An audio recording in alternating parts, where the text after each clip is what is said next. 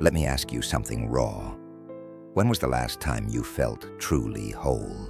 Not distracted, not scrolling, not comparing, not chasing, just present, connected, clear. Most people can't remember because we're not just in a financial crisis or an environmental one. We're in a meaning crisis. A silent epidemic is sweeping the world. People are emotionally overdrawn, their inner banks empty. They have more access, but less intimacy, more data, but less wisdom, more followers, but no one to call at 2 a.m. This isn't a motivational video. This is a wake-up call. Because if we don't act now, by 2030, most people will be emotionally bankrupt, not because they're broken, but because the world is breaking them. So in this documentary, I'm not just showing you what's happening. I'll give you a step-by-step blueprint to reclaim emotional wealth, restore inner strength, and build meaning in a collapsing world. No fluff, no hype, just truth.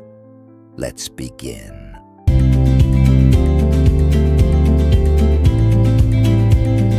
There's a type of poverty no one talks about. It doesn't show in your bank account. It doesn't trend on social media. But it's there, in the quiet moments, the 3 a.m. anxiety, the feeling that something is missing, but you can't name it.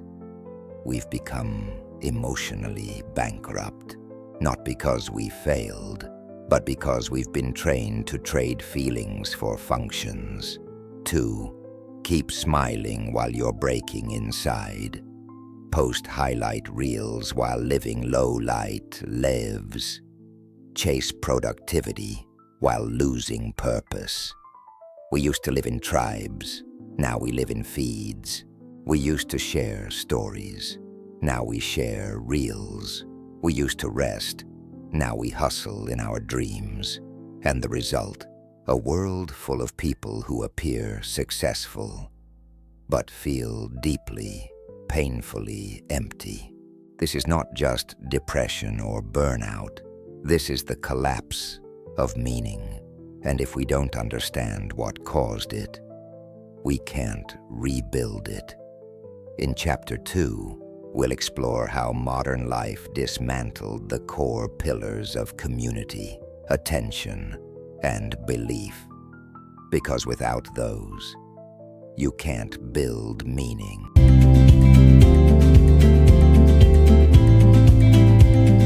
Let's begin with community. For 99% of human history, we survived because of each other. We hunted together, raised children together, grieved together. Loneliness? It didn't exist the way we know it today, because no one was left alone with their pain. Now, we live next door to people we've never spoken to. We have friends we've never hugged. We FaceTime more than we face truth. Harvard's 80-year-long study on happiness shows that the quality of your relationships is the biggest predictor of your well-being. Not money, not fame, not even health. But here's the paradox. We've never been more connected and never more alone. The tribe is gone, and it's taking our meaning with it. Next comes attention. Attention is not just a cognitive resource. It is your life force. What you give attention to grows. What you ignore dies. But in today's world, your attention isn't yours. It's been monetized by advertisers, hijacked by algorithms, fragmented by noise. The average person switches tasks every 47 seconds. Their phone is picked up 96 times per day. Deep thought, gone. Flow state, rare. True connection, replaced by emojis. Without control of your attention, you cannot build depth. And without depth, you get distraction. and distraction is the death of meaning. Finally, let's talk about belief. For generations, belief systems gave us direction. Religion, spirituality, shared rituals, national identity. Whether or not they were perfect, they anchored us. They told us who we are, why we're here, what we're meant to do. But now, everything's up for debate. Truth is subjective, faith is mocked, certainty is taboo. In the name of freedom, we've destroyed the structures that gave life meaning. But without those structures, people drift. A life without belief is a life without gravity. We need something to hold us, something bigger than ourselves, because when belief collapses, so does purpose. And when all three collapse, community, attention, belief, you don't get to evolution. You get existential despair.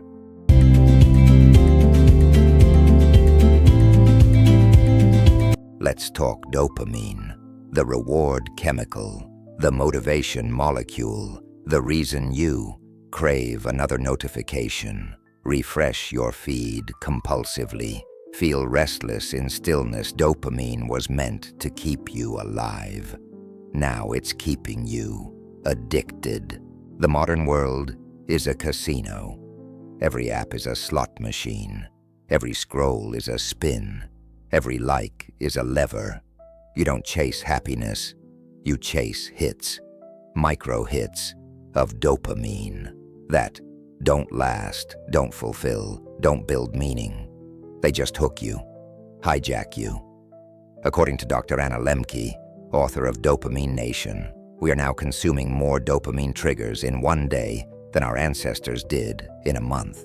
And it's leading to anxiety, numbness, emotional burnout, apathy toward deep goals. You're not lazy. You're overstimulated and undernourished. You were meant for forests. You're trapped in a dopamine jungle. The dopamine detox isn't just a trend.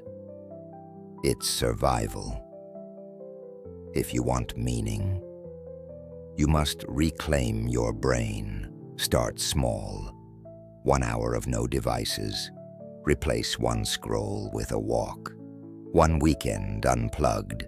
You'll feel bored, then restless, then alive again. Meaning grows in the space between distractions. And the next chapter, we go deeper into how work, wealth, and worth got tangled into one toxic triangle, and how to escape.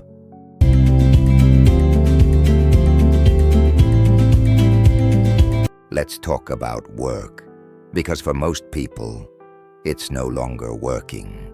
We were told, work hard and you'll succeed.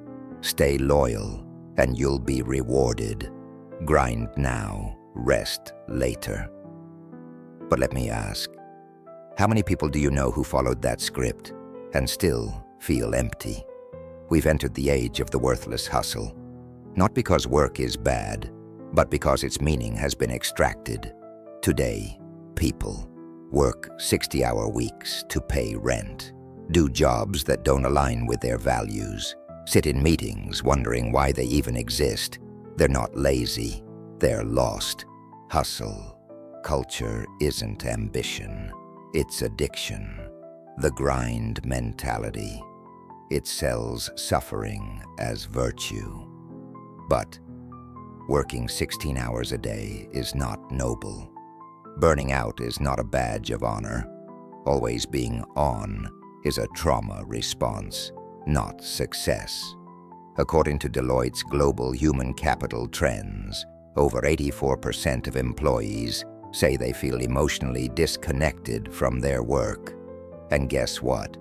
Most of them aren't just quitting jobs, they're quitting meaningless lives, reclaiming work as contribution, not currency.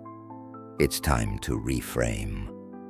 Work is not just what you do for money. It's what you do to create impact. Meaningful work is not about titles. It's about transformation, for others, for yourself. Start asking, what would I do if money wasn't the goal? Who do I want to help? What problem do I want to solve? The answers won't come easy, but they'll come honestly. And that's how you escape the hustle loop. Not by working harder, but by working deeper. In the next chapter, we'll look at how the self-help industry weaponized hope and what it truly takes to heal.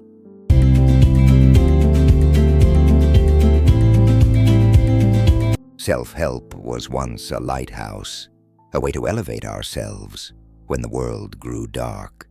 Books, philosophies, tools designed to heal, build clarity, offer hope. But somewhere along the way, it was hijacked. Self-help turned into self-optimization. Every book title screams 10x, your output, crush your goals, be a beast, dominate the day. What happened to understanding your pain, healing your inner child, sitting in stillness? The wellness industry is now worth over $5.6 trillion globally, yet we've never had more. Depression, anxiety, burnout, identity loss. Because most self-help today isn't healing, it's hustling in disguise. The goal has shifted from being whole to being high-performing.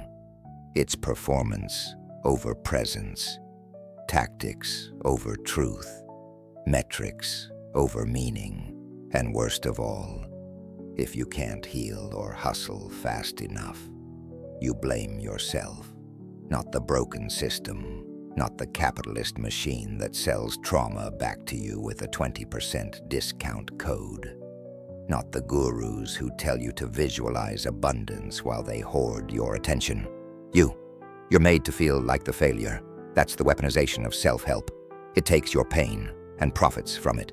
It gives you goals and turns them into chains. It sells you freedom and makes you dependent on yet another podcast, another routine, another planner. You don't need to fix yourself. You were never broken.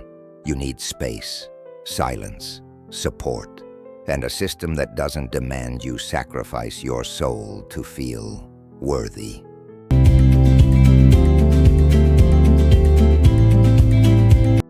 Pause for a moment.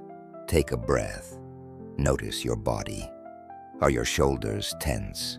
Is your jaw tight? Do you feel truly safe right now in your own skin? For millions of people, the answer is no. Because beyond depression and burnout, we're facing a nervous system collapse. The constant state of alert. Your body was designed with two gears, fight or flight, survival mode, rest and digest, healing mode. But in today's world, most people are stuck in permanent fight or flight. Emails, deadlines, news cycles, economic fear, climate anxiety, social comparison. Your body reads them all as threats. Result: chronic cortisol levels, insomnia, brain fog. Anxiety loops. You're not weak. You're overloaded. The human nervous system wasn't designed for constant global stress. Yet here we are, plugged in 24/7. Why you can't focus is not just a mindset problem. It's a physiological breakdown. When your nervous system is overstimulated, blood flows to survival circuits. Long-term planning shuts down, creativity dries up. That's why you jump between tabs. Forget what you were doing, can't finish a book. Your biology thinks you're running from lions, while you're just running from notifications. Why you can't rest. Rest isn't just sleep, it's safety. But how can you rest when the economy feels unstable, your phone won't stop buzzing, your worth is tied to output, your brain never stops racing? Modern rest isn't restful, it's numbing. We scroll, we binge, we overeat, we drink. Our bodies don't heal, they just pause the pain temporarily. Healing the nervous system. The forgotten key to meaning. If you want meaning, you must first reclaim safety. practical steps: somatic grounding, breath work, stretching, walking barefoot, digital fasting, tech-free hours daily, micro rest, 5 minutes of stillness between tasks, reconnection, safe people, eye contact, shared meals. You don't heal by pushing harder. You heal by teaching your body it's safe again. Summary: the collapse of meaning isn't just mental or cultural, it's biological. And if you don't fix the body, you can't fix the mind. In Chapter 7, we'll confront the darkest question of all: what happens when technology doesn't just exploit your attention, but replaces your identity?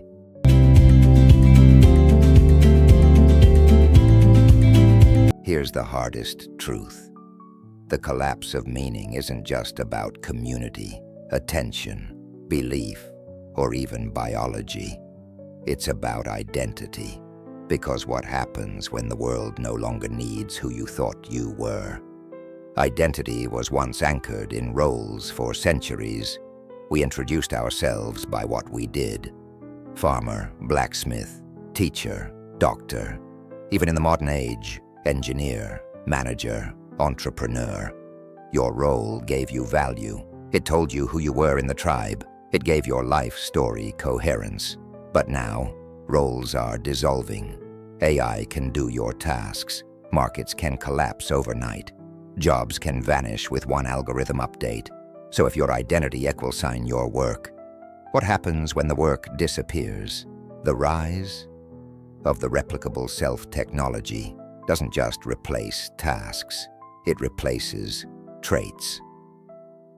AI that paints like artists, voice clones that sound like you, digital avatars that live after you die.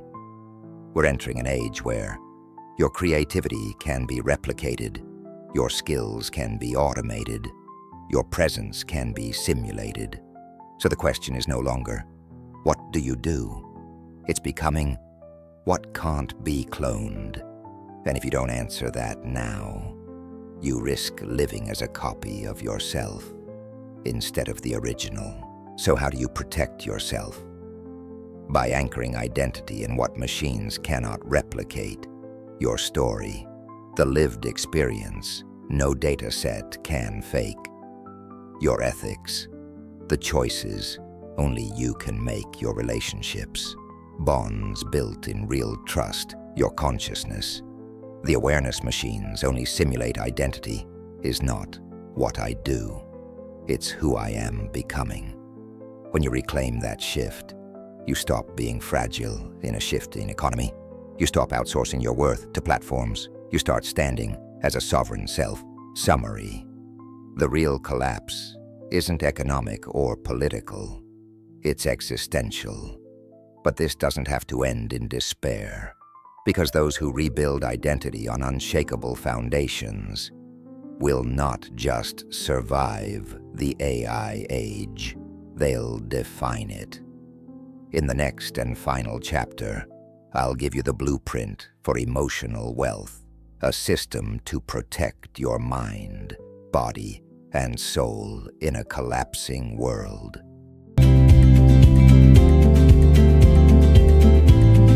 We've walked through the ruins, the collapse of community, attention, belief, biology, identity, the silent epidemic of emotional bankruptcy. But this is not the end of the story, because collapse is not just destruction.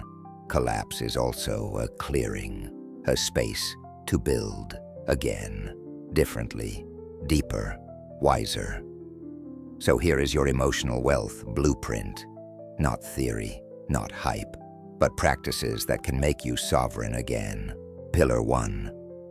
Reclaim your mind. Digital fasting. Daily, weekly, monthly. Carve silence back into your nervous system. Deep work. Windows. Create before you consume. 1 hour a day can change your trajectory. Focused training, meditation, journaling, or any ritual that teaches you to hold attention like a muscle. Your mind is not for rent. Stop leasing it to algorithms. Pillar 2. Rebuild real community. Share meals without phones. Find or build a tribe that values truth over trends. Replace followers with friends who show up. Humans heal in circles, not in isolation. Pillar 3. Redefine work as contribution. Ask not, how much money will this bring, but how much meaning will this create? Align your skills with service. Create work that outlives algorithms. Work becomes wealth when it transforms lives, not when it just pays bills. Pillar 4. Heal the nervous system. Prioritize sleep as sacred. Practice somatic grounding, breath, movement, nature. Design rhythms of recovery, not just sprints of output. Safety is not luxury, it's your foundation. Pillar 5. Anchor identity beyond machines. Ask yourself daily, who am I becoming? What values will I die protecting? What can no machine ever replicate about me? Write it, speak it, live it. That's your sovereignty. The closing truth. The world is collapsing in noise, distraction, and artificial substitutes. But you don't have to collapse with it. You can be rich in attention, rich in connection, rich in meaning, rich in sovereignty. That's emotional wealth, and that's what will matter in 2030 and beyond. Because when money loses value, when machines outsmart us, when systems break, it will be those who are whole within who shape what comes next. If this video stirred something in you, act now. Subscribe for more raw, truth-driven documentaries. Comment your biggest realization below. I read them all. Share this with one person you care about. Don't let them sleepwalk into emotional bankruptcy. This isn't just a channel. It's a library of survival blueprints for the human soul.